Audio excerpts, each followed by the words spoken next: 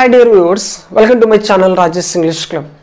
Viewers, previous class ని ఒక్కసారి గుర్తు తెచ్చుకోండి. ఏం చెప్పాను నేను అక్కడ? టెన్స్ అంటే ఏంటో చెప్పాను. మెయిన్ టెన్సెస్ ఎన్ని ఉంటాయో చెప్పాను. ప్రెజెంట్, పాస్ట్, ఫ్యూచర్ అని చెప్పాను. దాంట్లో అగైన్ సబ్ టెన్సెస్ ఉంటాయండి. ఒక్కొక్క దానికి 4 అనేటువంటి విషయం మీకు చెప్పాను. వాటి యొక్క నేమ్స్ కూడా చెప్పాను. వాటిని ఈజీగా ఎలా గుర్తుంచుకోవాలో కూడా చెప్పాను. సో ఒక్కసారి వాటిని గుర్తు తెచ్చుకోండి. ప్రెజెంట్ టెన్స్లో మనకి simple present, present continuous, present perfect continuous ఉంటాయని చెప్పాను. పాస్ట్లో simple past, past continuous, past perfect continuous ఉంటాయని చెప్పాను. ఫ్యూచర్లో simple future, future continuous, future perfect continuous, ఇలా 12 సబ్ టెన్సెస్ ఉంటాయి. వీటన్నిటి గురించి తెలుసుకోవడమే మనకు టెన్సెస్ గురించి క్లియర్గా తెలుసుకోవడం అన్నట్టు. ఒక్కొక్క టెన్స్కి సంబంధించి తెలుసుకోవాల్సినటువంటి ముఖ్యమైనటువంటి విషయాలు ఉంటాయి. ఇవన్నీ క్లియర్గా తెలుసుకుంటేనే టెన్సెస్కి సంబంధించి మీకు ఒక్క బిట్ కూడా పోకుండా ఉంటుంది. సో నేను చెప్పేటువంటి ఈ క్లాసెస్ని మీరు క్లియర్గా వినండి. అవసరమైనటువంటి పాయింట్స్ అన్నీ కూడా ఇక్కడ నేను నోట్ చేశాను. వీటిని ఎక్స్ప్లెయిన్ చేస్తుంటాను. జాగ్రత్తగా గమనిస్తూ ఉండండి. చాలా కీన్గా అబ్జర్వ్ చేసి ఏవైతే మీకు అవసరమో ఆ పాయింట్లను ఇక్కడ నేను రాశాను. సో వీటన్నిటి గురించి క్లియర్గా తెలుసుకోవాలి. అయితే దీనికంటే ముందుగా నేను మీకు ఒక మాట కూడా చెప్పాను. వర్బ్ గురించి చెప్తాననేటువంటి మాట చెప్పాను. సరే, వర్బ్ అంటే ఇది ఒక యాక్షన్ వర్డ్ అనేటువంటి మాట చెప్పాను. అయితే మీరు వర్బ్ గురించి తెలుసుకోవాల్సినటువంటి ఇంకొక మ్యాటర్ ఏంటంటే వర్బ్ ఫామ్స్. మీకు వర్బ్ ఫామ్స్ ఏముంటాయి అనేటువంటిది చెప్తాను. సో చాలా జాగ్రత్తగా గుర్తుంచుకోవాలి. మీకు ఆల్రెడీ చెప్పినట్టు వర్బ్ అనేటువంటిది heart of the English language కాబట్టి సో టెన్సెస్ కూడా వీటి యొక్క యూసేజ్, దీని యొక్క ఇంపార్టెన్స్ అనేటువంటిది చాలా ఉంది. సో వర్బ్స్ గురించి మీరు కలెక్ట్ చేసి వాటి గురించి ఆ వర్బ్ ఫామ్స్ నేను కొన్ని ఎక్స్ప్లెయిన్ చేస్తాను. సో మీరు మరికొన్ని కలెక్ట్ చేసి వాటిని తెలుసుకోవాలన్నమాట. సరే, వర్బ్ ఫామ్స్ అంటే ఏంటంటే వర్బ్ని కొన్ని రూపాలలో ఈ టెన్సెస్లో మనం యూజ్ చేస్తాం. అంటే డిఫరెంట్ సిచ్యువేషన్స్ కవర్ చేయడానికి ఒక వర్బ్ని డిఫరెంట్ ఫార్మేట్లో మనం యూజ్ చేస్తామన్నమాట. వాటినే మనం వెర్బ్ ఫామ్స్ అంటాం. వెర్బ్ ఫామ్స్ 5 అనేటువంటివి ఉంటాయి, గుర్తుంచుకోండి. ఒక వర్బ్కి 5 వెర్బ్ ఫామ్స్ ఉంటాయి. ఒకటి ఎగ్జాంపుల్ చెప్తాను, మీకు అర్థమవుతుంది. ఇప్పుడు గో అనేటువంటి వర్బ్ తీసుకుందాం. గో. ఈ గో అనేటువంటి వర్బ్లో ఫస్ట్ ఫామ్ అనేటువంటిది బేస్ ఫామ్ లేదా రూట్ ఫామ్ అంటారు. గో. దీని యొక్క ప్రెజెంట్ ఫాము గో లేదా గోస్. ఎందుకు సార్ గో అని చెప్పొచ్చు కదా, మేము విన్నాం ఆల్రెడీ. గో అని చెప్తారు. మరి గోస్ ఏంటంటే ఇక్కడ సబ్జెక్ట్స్లో కొంత డిఫరెన్షియేషన్ అనేటువంటిది ఉంది. ఈ సబ్జెక్టులు మిగతా సబ్జెక్ట్స్ తోటి కొంత డిఫర్ అవుతాయి కొన్ని సబ్జెక్ట్స్. అందుకోసమే వాటికి ఎస్ఆర్ఎస్ యాడ్ చేయాలి. వాటికి ఇప్పుడు నేను చెప్తాను, మీరేమి వరే వద్దు దాని గురించి. సో ఇది గో. దీని యొక్క ప్రెజెంట్ ఫామ్ గో లేదా గోస్ సిచ్యువేషనల్గా. దీని యొక్క past form went, past participle gone. Next present participle going, ఇలా ఉంటుందండి.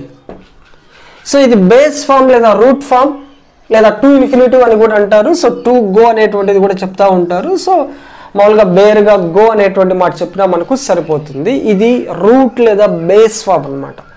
నెక్స్ట్ ప్రెజెంట్ ఫామ్, దీన్ని V1 అంటారు, గుర్తుంచుకోండి. V1.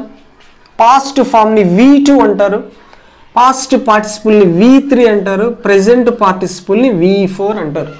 So base form V1 present form, V2 past form, V3 past participle form, V4 present participle form. ఇలా ఈ verb ఫామ్స్ని వాటికి సరైనటువంటి సిచ్యువేషన్స్లో వీటిలో ఏదో ఒకటి యూజ్ చేస్తూ మనం డిఫరెంట్ టైప్స్ ఆఫ్ టెన్సెస్ని మనము క్రియేట్ చేయొచ్చు. ఇలా వర్బ్ యొక్క ఫార్మేషన్ అనేటువంటిది ఉంటుంది. అయితే మీరు కూడా కొన్ని వర్బ్స్ అనేటువంటివి మనకు నెంబర్ ఆఫ్ వర్బ్స్ అనేటువంటివి దొరుకుతాయి. వీటన్నిటిని కలెక్ట్ చేసి మనం వాటి యొక్క V1, V2, V3లు నేర్చుకొని ఉండాలన్నమాట. ఎందుకంటే టెన్సెస్ రాసేటప్పుడు కొన్ని టెన్సెస్కి V2 యూజ్ చేస్తాం, కొన్నిటికి V4 వాడతాం, కొన్నిటికి V3 వాడతాం. ఇప్పుడు గోకి V3 గాన్, ఈట్కి ఈటను V3. సో వాటి గురించి మనం తెలుసుకొని ఉండాలి. మనం టేబుల్స్ ఎట్లా అయితే నేర్చుకొని ఉంటామో అట్లా వాటి గురించి కూడా తెలుసుకోవాలి. మీరు వెబ్స్ని కలెక్ట్ చేయండి. అట్లీస్ట్ ఒక 100 వెబ్స్ని కలెక్ట్ చేయండి. వాటి యొక్క V1, V2, V3 ఫామ్స్ అనేటువంటివి మీరు నేర్చుకొని ఉంచుకోండి. మన టెన్స్కి అవి అవసరం. సరే, ఇప్పుడు మనము సింపుల్ ప్రెజెంట్ గురించి చూద్దాం. ఒక టెన్స్కి సంబంధించి మనం తెలుసుకోవాల్సినటువంటి ముఖ్యమైనటువంటి విషయాలు అట్లీస్ట్ ఒక 5 అనేటువంటివి ఉంటాయి. ఫస్ట్ ఏంటంటే దాని యొక్క స్ట్రక్చర్ అనేటువంటిది ఏంటి. దాని యొక్క స్ట్రక్చర్ అంటే ఆ టెన్స్ రాయాలి అంటే మనం రికగ్నైజ్ చేయాలంటే దాని యొక్క స్ట్రక్చర్ ఎలా ఉంటుంది అని తెలుసుకోవాలి. నెక్స్ట్ ఎగ్జాంపుల్స్ అనేటువంటివి మనం తెలుసుకోవాలి. ఈ ఎగ్జాంపుల్స్లో పాజిటివ్స్ మనం చూడొచ్చు, నెగిటివ్స్ ఎలా రాయాలనేటువంటి తెలుసుకోవాలి, క్వశ్చన్స్ ఎలా రాయాలో తెలుసుకోవాలి. నెక్స్ట్ దాని యొక్క యూసేజ్ చాలా ఇంపార్టెంట్. దాని యొక్క యూసేజ్ అంటే ఏ సిచ్యువేషన్స్లో ఒక టెన్స్ని మనం యూజ్ చేస్తాం అనేటువంటి తెలుసుకోవాలి. And again last but not the least ఆ టెన్స్కి సంబంధించిన పర్టికులర్ టైం అడ్వర్బియల్స్ లేదా టైం మార్కర్స్ లేదా క్లూస్ అనేటువంటి మనం తెలుసుకోవాలి. ఖచ్చితంగా ఈ క్లూస్ కూడా అడుగుతాడు. వాళ్ళని సింపుల్ ప్రెజెంట్లో ఎటువంటి క్లూస్ అనేటువంటి యూజ్ చేస్తాం అనేటువంటి రికగ్నైజ్ చేయాల్సిన రావచ్చు. నెక్స్ట్ దానికి యూసేజ్ని కూడా పర్టికులర్గా అడిగే సిచ్యువేషన్స్ ఉన్నాయి కాబట్టి వీటి గురించి మీరు క్లియర్గా తెలుసుకోండి. 1 by 1 మీకు ఎక్స్ప్లెయిన్ చేస్తాను. ఫస్ట్ స్ట్రక్చర్ చూస్తే సింపుల్ ప్రెజెంట్ యొక్క స్ట్రక్చరు ఫస్ట్ సబ్జెక్ట్ తీసుకుంటాం. మీకు సబ్జెక్ట్ చెప్పాను, ఐ వు you they he she it.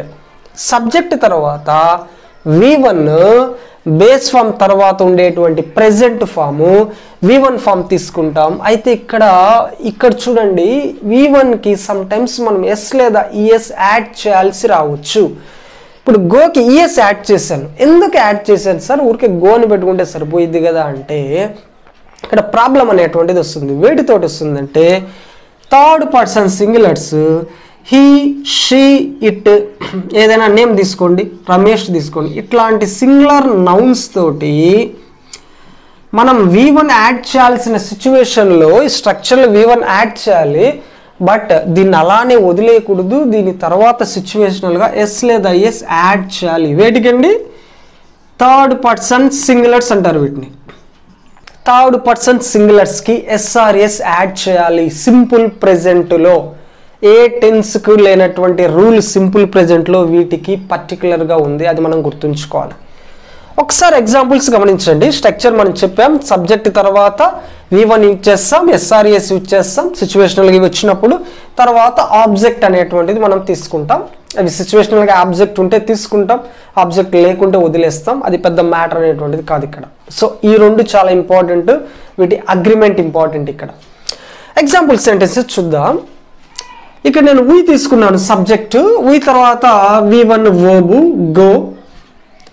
We కాబట్టి ఇక్కడ గో అనేటువంటిది మాత్రమే ఉంది. ఈ సబ్జెక్ట్స్కి మాత్రమే వర్బ్ తర్వాత ఎస్ఆర్ఎస్ వస్తుంది. గుర్తుంచుకోవాలి మీరు. He she it singular names ఏ పేరైనా తీసుకోండి, దానికి ఎస్ఆర్ఎస్ యూజ్ చేయాలి V1 వాడితే. కానీ ఇక్కడ వీ కాబట్టి సబ్జెక్ట్, ఇక్కడ నేను గోనే తీసుకున్నాను, వీ గో టు విజయవాడ. ఇది సింపుల్ ప్రెజెంట్లో ఉంది. ఎలా సార్ గుర్తుపట్టడం ఇది సింపుల్ ప్రెజెంట్లో ఉందని అంత పర్టికులర్ ఎలా చెప్తారంటే సబ్జెక్ట్ ఉంది, సబ్జెక్ట్ తర్వాత V1 ఉంది, అంటే ప్రెజెంట్ ఫామ్ అనేటువంటిది ఉంది. ఓకేనా. నెక్స్ట్ దే సబ్జెక్టు, దే తర్వాత వాచ్ అనేటువంటి V1 అనేటువంటిది ఉంది. సో సబ్జెక్ట్ తర్వాత V1 వచ్చిందంటే సో ఈ సెంటెన్స్ మనకి సింపుల్ ప్రెజెంట్లో ఉందని అర్థం. నెక్స్ట్ థర్డ్ చూడండి, ఇది మీకోసం పర్టికులర్గా రాశాను. రమ్యకి స్వీట్స్ అంటే ఇష్టం, అది సింపుల్ ప్రెజెంట్లో రాస్తున్నాము. సబ్జెక్ట్ తర్వాత V1, బట్ ఇక్కడ ఎస్ అనేటువంటి మాట ఉంది. ఎందుకు ఉంది? థర్డ్ పర్సన్ సింగులర్ కాబట్టి. రమ్య లైక్ అనకూడదు, తప్పు. రమ్య లైక్స్ స్వీట్స్ అనాలి. అర్థం ఒకటేనండి. సింపుల్ ప్రెజెంట్లో అర్థం ఎలా ఉండిద్ది అంటే రమ్యకు స్వీట్లు అంటే ఇష్టం, వాళ్ళు మూవీకి వెళ్తారు, మేము విజయవాడ వెళ్తాము, వారు మూవీ చూస్తారు. సరే, సో మీనింగ్లో ఏం మార్పు రాదు. బట్ థర్డ్ పర్సన్ సింగులర్స్ వస్తే ఎస్ఆర్ఎస్లు వస్తూ ఉంటాయి. వాటిని మనం గమనించుకోవాలా. మీకు కాంపిటేటివ్ ఎగ్జామ్లో పర్టికులర్గా డిఎస్సి ఈ సెన్స్లో మీకు ఇట్లాంటివి చాలా పర్టికులర్గా అడుగుతూ ఉంటాడు. సో కాబట్టి మనం జాగ్రత్తగా వాటిని గుర్తుంచుకోవాలి. ఓకేనా. ఈ ఎగ్జాంపుల్స్ రాశాను. అయితే ఈ ఎగ్జాంపుల్స్ అన్నిటినీ మనం పాజిటివ్ సెంటెన్సెస్ అంటాం. ఎందుకు పాజిటివ్ సెంటెన్సెస్ అంటే వీటిలో ఎటువంటి నో కానీ నాట్ కానీ లేదు. ఎందుకంటే నో నాట్ ఉంటే అవి నెగిటివ్ని తెలియజేస్తాయి, అంటే వ్యతిరేక అర్థాన్ని ఇస్తాయి. బట్ ఇక్కడ ఏం లేవు, ఇవన్నీ కూడా పాజిటివ్ సెంటెన్సెస్ మన స్ట్రక్చర్ వైజ్గా ఉంటాయి. బట్ మనం ఎప్పుడూ కూడా పాజిటివే చెప్తామా? మనం నెగిటివ్ చెప్పాల్సినటువంటి సిచ్యువేషన్ రావచ్చు. అంటే ఏదైనా కాదు లేదు అనేటువంటి సెన్స్ చెప్పాల్సి రావచ్చు. వాటిని మనం నెగిటివ్ సెంటెన్సెస్ అంటాం. మరి ఈ సింపుల్ ప్రెజెంట్లో నెగిటివ్స్ రాసేటప్పుడు మనం ఎలా గుర్తుంచుకోవాలి, ఏమొస్తాయి అనేటువంటిది ఇక్కడ చాలా చాలా ఇంపార్టెంట్ అండి. ఇది జాగ్రత్తగా గమనించండి. మనం సింపుల్ ప్రెజెంట్లో నెగటివ్స్ రాయాలి అంటే సబ్జెక్ట్ తర్వాత V1 రాసే ముందు మధ్యలో మనము ఇద్దరిని యూజ్ చేస్తాం సిచ్యువేషనల్గా. వాళ్ళు ఎవరంటే డోంట్ కావచ్చు, డజంట్ కావచ్చు. ఈ ఇద్దరిలో మనము సిచ్యువేషనల్గా ఎవరినో ఒకరిని వాడాలి నెగిటివ్ సెంటెన్సెస్. ఇక్కడ రాస్తాను చూడండి, డోంట్ కానీ డజంట్ కానీ. డోంట్ అంటే ఇది షార్ట్ ఫామ్ డు నాట్కి, డస్ నాట్కి షార్ట్ ఫామ్ డజంట్. వీటిని మనము సబ్జెక్ట్కి V1కి మధ్యలో వాడాలి. అయితే ఇక్కడ ఆల్రెడీ ఇద్దరు ఉన్నారు సార్, మనం వేటికి ఎవరిని వాడాలి అంటే వీళ్ళు చూడండి, వీళ్ళు ఎప్పుడు కూడా డిఫరెంట్గా ప్లే చేస్తారు. సో వీళ్ళతో కలవరు మిగతా సబ్జెక్ట్స్తో అనేటువంటి మాట చెప్పాను నేను. సో ఇక్కడ ఈ సబ్జెక్ట్స్, ఈ థర్డ్ పర్సన్ సింగులర్స్, వీళ్ళకేమో మనము డజంట్ అనేటువంటిది తీసుకోవాలి. మిగతా సబ్జెక్ట్స్ ఉన్నాయి చూడండి, ఐ, వి, యు, దే, వీటికి మటుకు డోంట్ అనేటువంటి విని తీసుకోవాలి. జాగ్రత్తగా గుర్తుంచుకోవాలి. Third person singulars he, she, it, ఏదైనా సింగులర్ నేమ్స్ వాటికి డజంట్ తీసుకోవాలి, మిగతా వాళ్ళకి డోంట్ తీసుకోవాలి. మరి అర్థం ఎలా ఉంటుందో చూడండి. వి గో, మేము వెళ్తాము, ఇక్కడ నెగిటివ్ కదా, వి డోంట్ గో. సో ఇక్కడ వీకి గోకు మధ్యలో డోంట్ అనేటువంటిది వచ్చింది. సో ఈ నెగిటివ్నెస్, ఈ డోంట్ అనేటువంటి ఈ మాట, డజంట్ అనేటువంటి ఈ మాట సబ్జెక్ట్ తర్వాత వస్తుంది, మెయిన్ వర్బ్కి ముందు వస్తుంది. వీటి యొక్క ప్లేస్ సబ్జెక్ట్ తర్వాత మెయిన్ వర్బ్కు ముందు. We don't go to Vijayawada, మేము విజయవాడ వెళ్ళము. ఓకే చూడండి, ఇక్కడ దేకేమొస్తుంది నన్ను don't. They don't watch movies. మనం ఇవి రెగ్యులర్గా వాడుతూ ఉంటాం, బట్ పర్టికులర్గా ఈ యూసేజ్ అనేటువంటిది మనకు తెలిసి ఉండకపోవచ్చు, బట్ వీటిని మనం చూస్తూ ఉంటాం. దే డోంట్ వాచ్ మూవీస్, వాళ్ళు మూవీస్ చూడరు. నెగిటివ్ చెప్తున్నాం. ఇక్కడ రమ్యకి ఏమొస్తుందని చెప్పాను, డస్. నెగిటివ్ కాబట్టి not doesn't. Ramya doesn't likes sweets. ఇక్కడ కావాలని ఒక తప్పు రాశా. ఏంటది? ఎప్పుడైతే డూకు ఈఎస్ చేసి డజ్ వచ్చిందో ఇంకా లైక్స్కి ఎస్ఆర్ఈఎస్లు తోకలు యాడ్ చేయకూడదు. గుర్తుంచుకోండి, థర్డ్ పర్సన్ సింగులర్స్లో నెగిటివ్స్ రాసేటప్పుడు డజ్ వచ్చిందంటే, డజంట్ వచ్చిందంటే ఇంకా మళ్ళీ నువ్వు మెయిన్ వర్బ్కి చివర ఎస్ఆర్ఈఎస్లు వాడొద్దు. రమ్య డజంట్ లైక్ స్వీట్స్, దీనికి ఉన్నటువంటి ఈఎస్లు తీసుకొని ఇక్కడ ఈఎస్ అనేటువంటిది డూకు వచ్చిందండి. మళ్ళీ అగైన్ ఇక్కడ రెండు చోట్ల పెట్టాల్సిన అవసరం లేదు. Ramya doesn't like sweets. దీన్ని బట్టి మీకు స్ట్రక్చర్ కూడా అర్థమైన ఉంటుంది. నెగిటివ్ స్ట్రక్చర్ ఎలా ఉంటుందండి? సబ్జెక్ట్ తర్వాత చెప్పండి, డోంట్ లేదా డజంట్ ప్లస్ V1. ఇది మనం గుర్తుంచుకోవాలా. ఆబ్జెక్ట్ ఎలానో ఉంటుంది. ఓకే, నెక్స్ట్ క్వశ్చన్స్ ఎలా ఉంటాయో చూద్దాం. ఈ సెన్స్లో ఈ టెన్స్కి సంబంధించి క్వశ్చన్స్ ఎలా రాయాలి అంటే ఈ డూ డజ్లని సబ్జెక్ట్కి ముందు తెస్తామండి. ఎందుకంటే క్వశ్చన్ కదా, క్వశ్చన్ ఎప్పుడు కూడా హెల్పింగ్ వర్బ్ తోటి స్టార్ట్ అవుతుంది. సో ఇక్కడ వీటిని మనం ముందుకు తెస్తాం. అయితే ఇక్కడ నాట్ అనేటువంటిది మనం ఇక్కడ ఏం పర్టికులర్గా తీసుకోము, అయితే సిచ్యువేషనల్గా తీసుకోవచ్చు. సో నెగిటివ్ క్వశ్చనింగ్ అనేటువంటిది ఉంటుంది, బట్ ఇక్కడ ఏమంత అవసరం లేదు. సో మామూలు క్వశ్చన్లో మనం డూ డజ్లను సబ్జెక్టివ్ ముందు తీసుకుంటాం, వర్బ్ అలానే ఉంటుంది, వర్బ్ ఏమీ మారదు. అయితే ఇది క్వశ్చన్గా మారుస్తున్నాం కాబట్టి క్వశ్చన్ ఇంట్రాగేటివ్ సింబల్ అనేటువంటిది, క్వశ్చన్ మార్క్ అనేటువంటిది ఇక్కడ మనం యూజ్ చేస్తాం. ఇక్కడ చూడండి సేమ్ రూల్ అప్లై అవుద్ది. వీ అనేటువంటిది సబ్జెక్ట్, వీకి ఏమొచ్చుద్ది? డూ వచ్చింది. నెగిటివ్ కాబట్టి నాట్ కూడా యాడ్ చేస్తాం, బట్ ఇక్కడ అవసరం లేదు కాబట్టి మనం ఆ నాట్ని తీసేసి డూ పెడుతున్నాం. Do we go to Vijayawada, మేము విజయవాడ వెళతామా? ఇది క్వశ్చన్ అనమాట.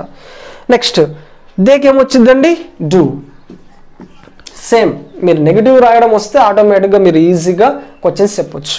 Do they watch movies? Do they watch movies? వాళ్ళు మూవీస్ చూస్తారా? ఇక్కడ రమ్య అనేటువంటి పేరు ఉంది చూడండి ఒకసారి. సో ఇక్కడ రమ్య వచ్చింది కాబట్టి ఇక్కడ థర్డ్ పర్సన్ సింగులర్ కాబట్టి డస్ తీసుకోవాలి. అండ్ అగైన్ డస్ వచ్చిందంటే మెయిన్ వర్బ్కి ఎస్ఆర్ఈఎస్ ఉండొద్దు, బట్ నేను రాశాను మీకోసం, ఇప్పుడు క్లీన్ చేస్తున్నాను, జాగ్రత్తగా గుర్తుంచుకోండి. Does Ramya like sweets? రమ్యకి స్వీట్లు అంటే ఇష్టమా, తను లైక్ చేస్తుందా అనేటువంటి దీని యొక్క ఉద్దేశం. ఒక విషయం గుర్తుంచుకోండి, ఇక్కడ పక్కాగా చెప్తున్నా, ఇవి సింపుల్ ప్రెజెంట్లో ఉన్నట్టే లెక్క, నెగిటివ్స్ కూడా సింపుల్ ప్రెజెంట్కి సంబంధించినవే, క్వశ్చన్స్ కూడా సింపుల్ ప్రెజెంట్కి సంబంధించినవే. ఇక్కడ రాసినటువంటి పాజిటివ్ అయినా నెగిటివ్ అయినా క్వశ్చన్స్ అయినా they all belong to the simple present tense, remember. ఓకేనా? సో నెక్స్ట్ దీని యొక్క యూసేజ్ అనేటువంటి చాలా ఇంపార్టెంట్. ఒక టెన్స్కి సంబంధించి దాని యొక్క యూసేజ్ గురించి తెలుసుకోవాలి.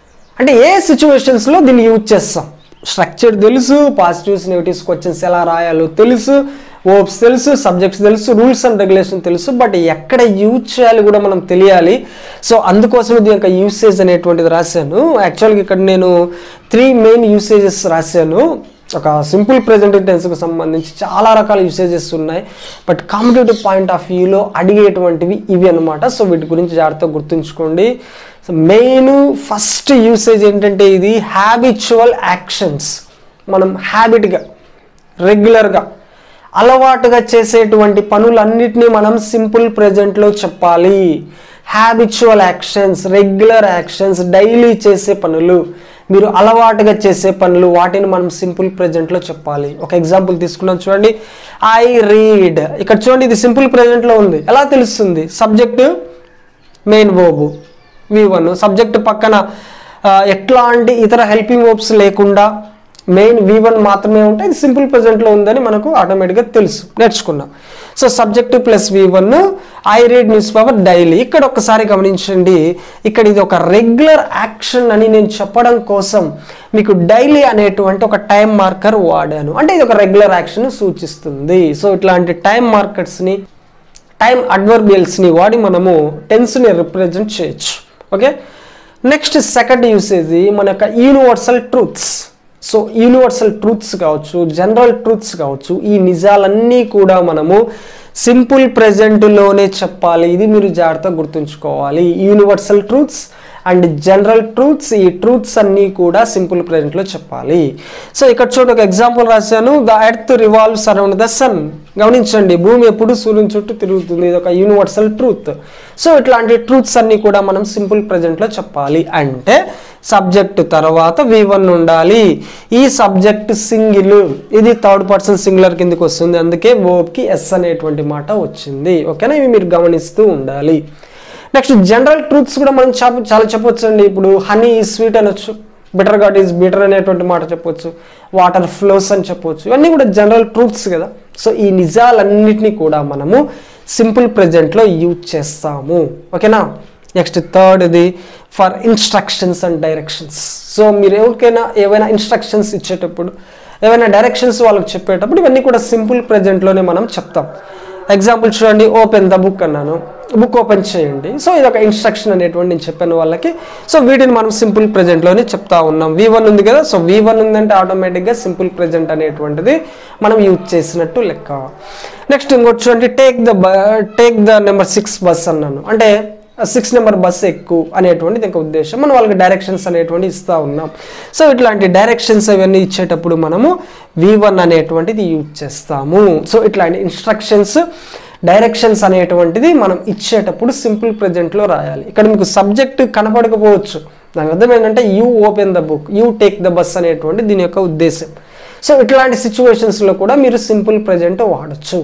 సో మీకు రెగ్యులర్గా కాంపిటేటివ్ ఫీల్డ్లో అడిగేటువంటి situations, habitual actions, universal truths and general truths, మనం ఎవరికైనా ఇన్స్ట్రక్షన్స్ కావచ్చు, నెక్స్ట్ డైరెక్షన్స్ ఇచ్చేటప్పుడు వీటిని యూజ్ చేస్తాం. అంటే ఏదైనా ఒక పని రెగ్యులర్గా జరిగితే వాటిని మనం చెప్పడానికి సింపుల్ ప్రెజెంట్ వాడతాం. ఈ విషయాన్ని మీరు క్లియర్గా గుర్తుంచుకోండి.